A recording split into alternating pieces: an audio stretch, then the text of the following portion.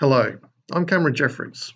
I'm going to talk to you today about the nature of radiation, effects of radiation, radiation dose, radiation safety basics, and then radiation safety in the cardiac cath lab.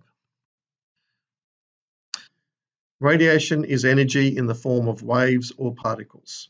The four main types of radiation are alpha particles, beta particles, X and gamma rays, and neutrons. The physical properties of each type of radiation is determined by its relative size. Alpha particles have a large relative size and therefore have a very short range but cause a lot of ionization. They have a high potential to cause ionization. Beta particles are much smaller, about the size of an electron, and therefore have a lower level of ability to cause ionization and also a much longer range. They are best shielded by plastic. X-rays and gamma rays are essentially photons, similar to light. They are very penetrating and they require high density materials. Break. X-rays and gamma rays are essentially photons. They have a much higher level of penetration and require highly dense materials in order to be shielded.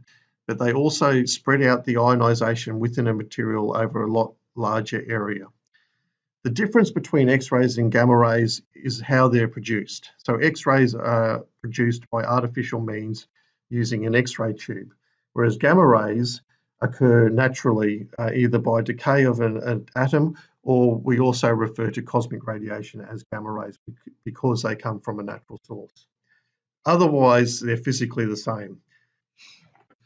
X-rays and gamma rays are part of the electromagnetic spectrum. This spectrum includes radio waves, microwaves, visible light, infrared radiation, and ultraviolet radiation. X-rays and gamma rays have enough energy that they're able to cause ionization within matter. Their behavior otherwise is similar to light, except that they can't be felt or seen.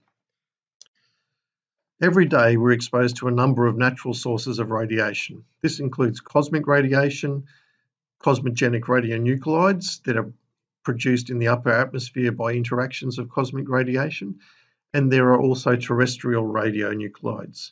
These include potassium-40, uranium, and thorium. All of these nuclides have a very long half-life, which means that they're evenly spread throughout most of the Earth's crust.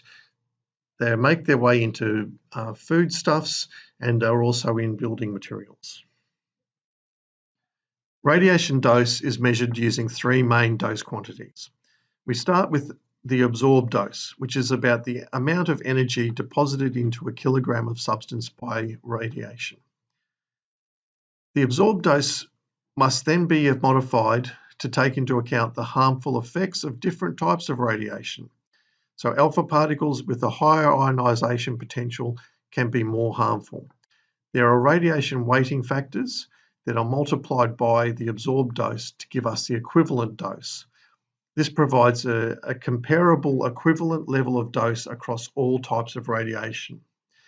If we then wish to look further at the harmful effects of radiation on people, we need to weight the equivalent dose by the susceptibility to harm for different types of tissue.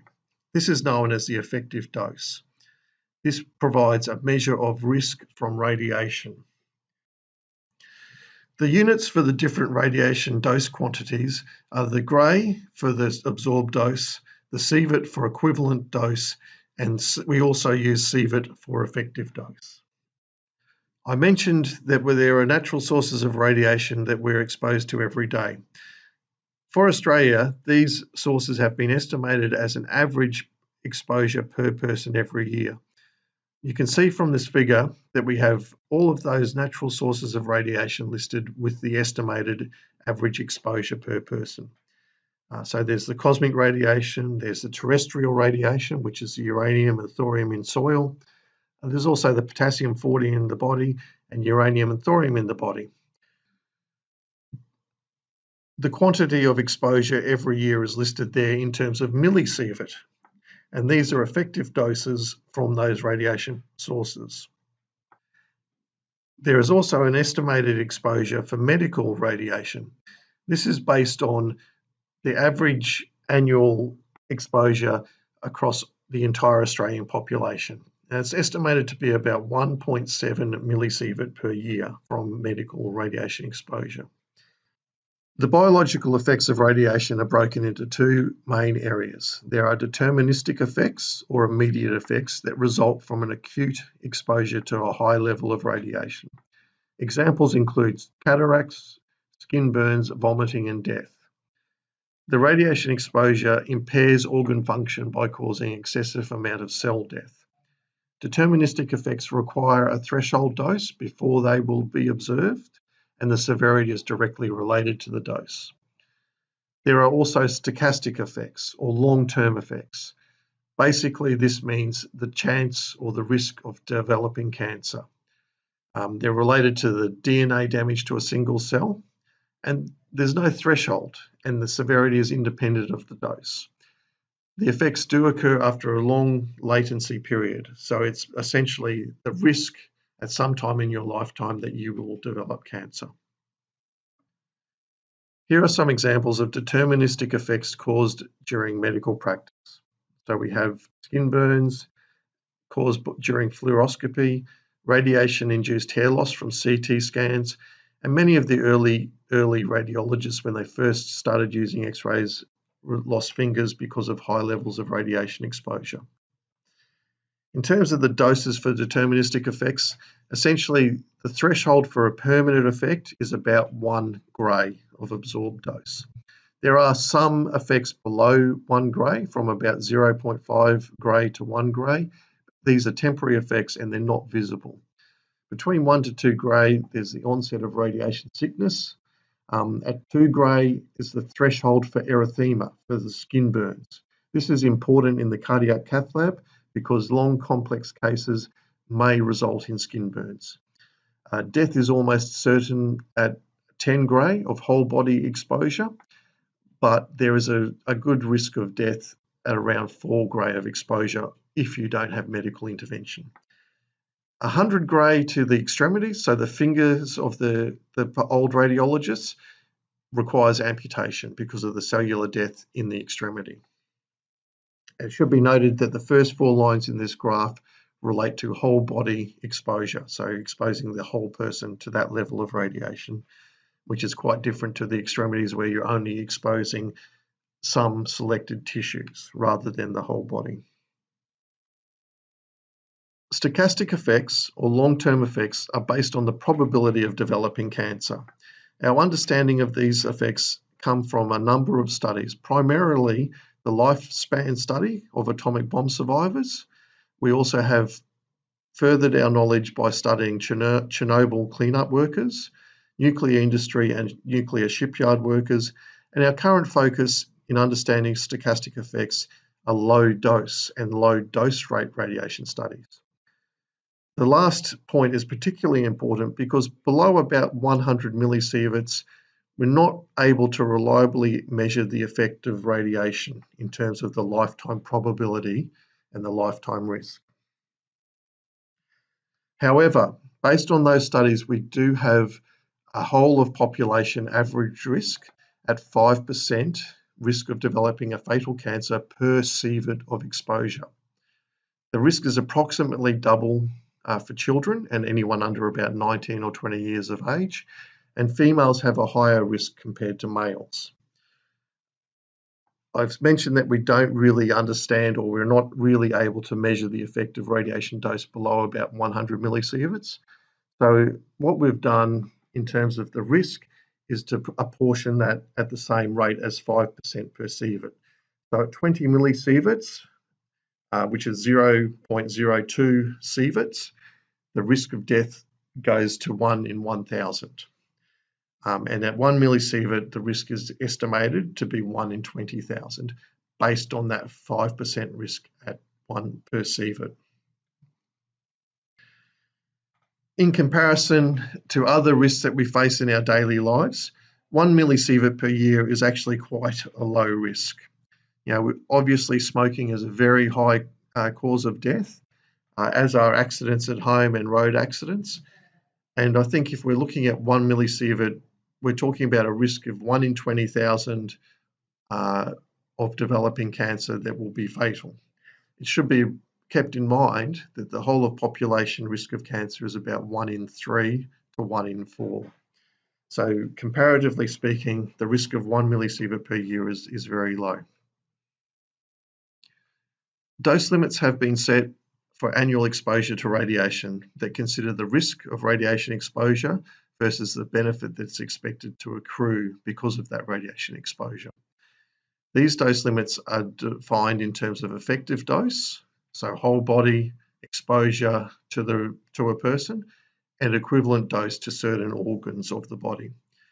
For an occupationally exposed person, someone who is working with radiation and is expected to be exposed to radiation as part of their work, their dose limit per year is 20 millisieverts in terms of effective dose. A member of the public has a lower dose limit at 1 millisievert, and we treat an embryo or fetus of a pregnant worker the same as a member of the public, so they're also subject to the 1 millisievert dose limit. The reason for the differences in these dose limits is because an occupationally exposed person has a choice to be exposed to radiation or not be exposed to radiation, whereas the public and the child do not have that choice. I've highlighted the equivalent dose limit to the lens of the eye in red.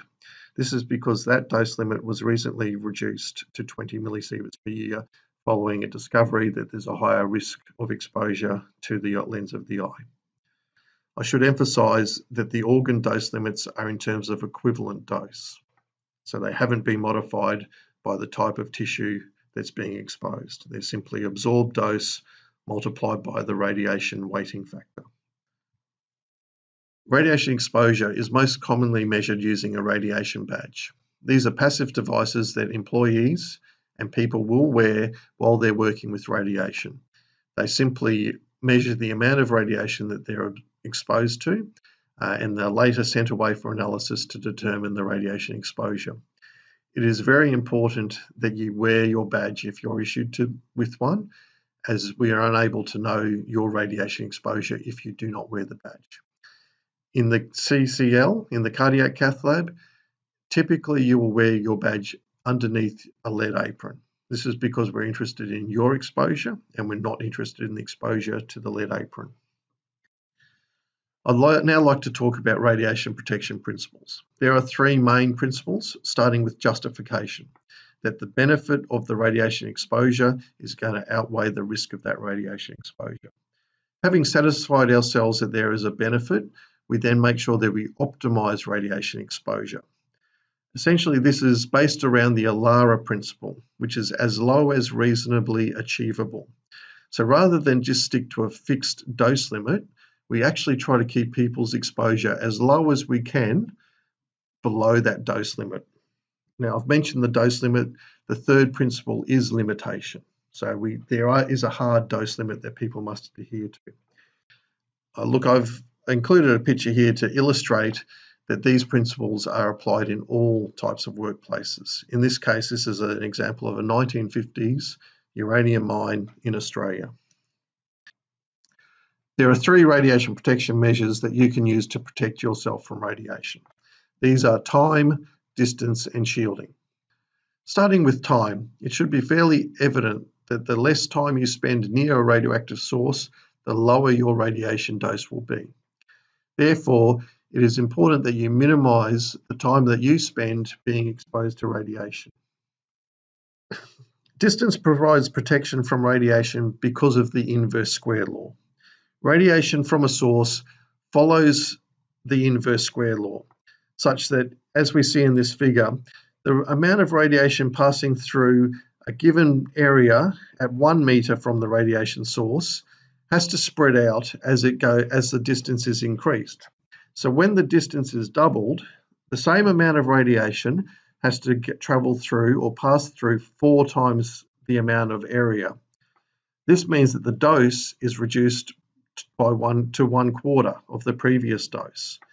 Similarly, when we go out to 3 times the distance, the radiation has to go through 9 times the area, and so the dose rate at that point is 1/9. So any amount of distance that you can put between yourself and a radiation source will provide a protective factor. Shielding is our third protective measure. We can either have fixed shielding in the form of screens or lead curtains that are attached to our X-ray equipment, or we can wear protective shielding ourselves, such as lead glasses, a lead gown, or a thyroid collar. These are important protective measures to be used within the cardiac cath lab. It is preferable to use a lead apron that comes in two parts, a vest and a skirt, because of the ergonomic benefits to protect yourself from physical injury. Thyroid collars are highly effective at reducing your overall effective dose. Specifically in terms of radiation protection and radiation safety in the cardiac cath lab, there are two main roles within that lab. There is the radiographer, whose primary purpose is to supervise the use of X-rays. And the reason that they do this is to minimize exposure to the patient and to minimize exposure to the staff. The cardiologist is involved in the cardiac cath lab to provide a clinical treatment to the patient and look after the outcome for the patient. All staff are part of a team, so the radiographer and the cardiologist work together to help everyone within the process in the cardiac cath lab. In terms of staff doses in the cardiac cath lab, the main source of radiation to staff is from the patient, the scattered radiation from the patient. Therefore, it's very important to try and minimize exposure to the patient, because that will also minimize exposure to staff members. Radiation scattered from the patient is not scattered uniformly around the patient. We know that approximately 10 to 20% of X-rays emitted from the X-ray tube are scattered from the patient. About 2% of X-rays actually reach the image detector and provide the picture from the patient. Compton scatter is the predominant mechanism for radiation as it's absorbed into the patient. This means that X-ray scatters primarily back towards the X-ray tube. The result of the predominant scattering back towards the X-ray tube means that there are higher dose rates on the X-ray tube side of the patient. This is shown in an example figure here. Our preferred setup arrangement is to have the X-ray tube beneath the patient. This helps minimize exposure of staff working within the cath lab to radiation that's scattered from the patient. I will finish the lecture at this point. I've gone through basic radiation safety that will enable you to protect yourself while working within the cardiac cath lab. Thank you.